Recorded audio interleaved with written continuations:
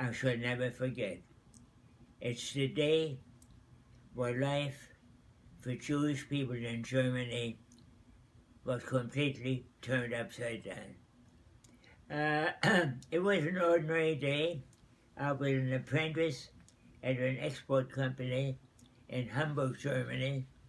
I did my usual work, assisting some of the other employees with Spanish and English correspondence and file their paperwork.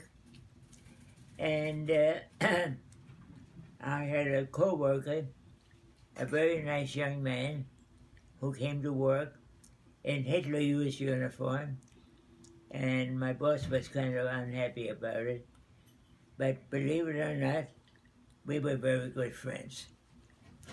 The office closed about 5:15, and we went downstairs, got on our bikes, and we headed across the center of downtown Hamburg.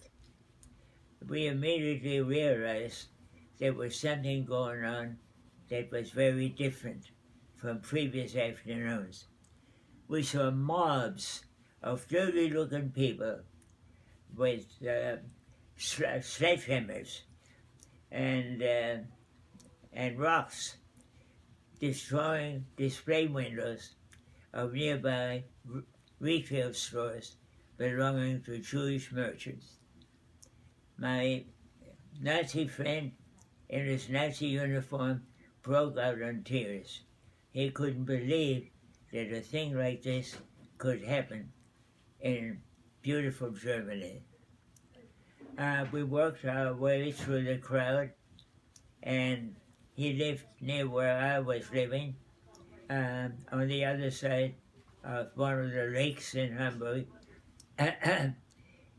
And when I came home to my place where I lived, I had a very nice landlady. She said, I just heard on the radio what was going on. It may not be safe for you to stay here tonight.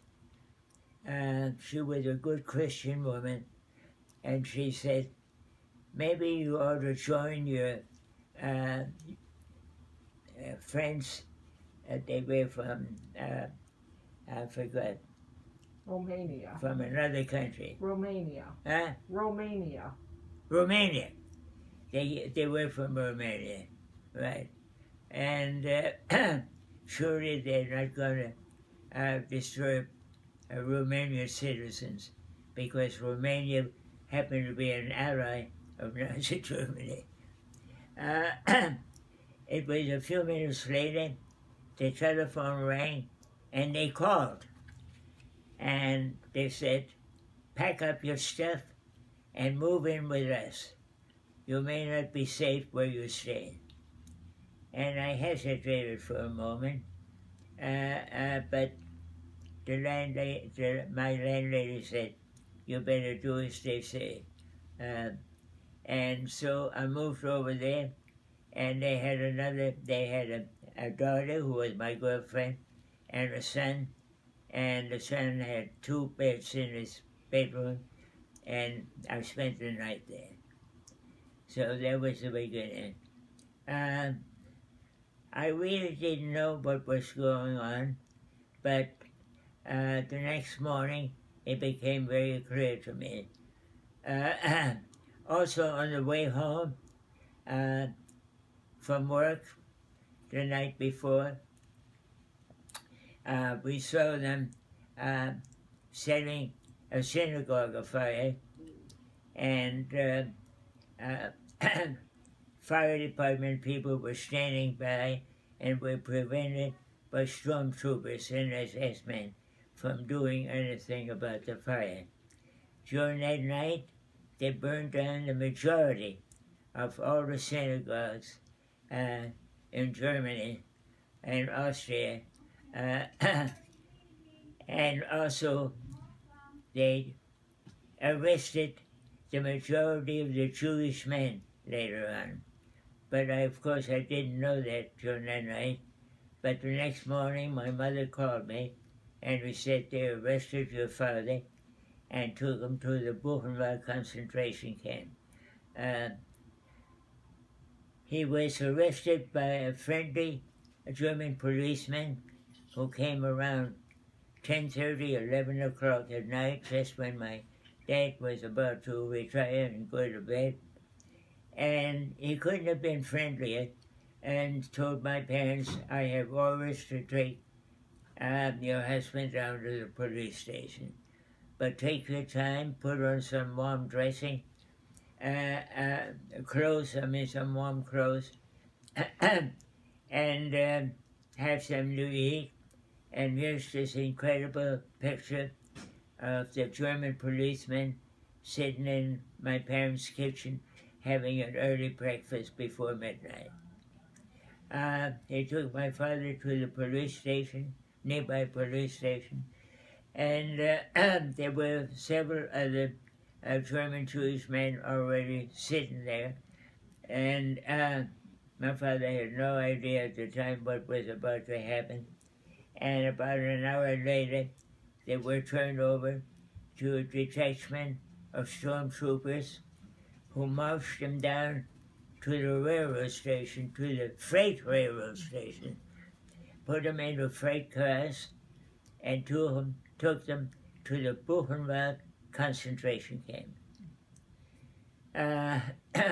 My mother called me the next morning and reported that and begged me to come home.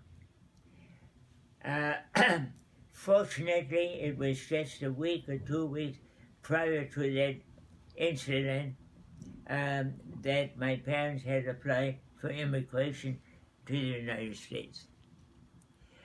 So with the help of the American consul, we were able to get my dad out of the concentration camp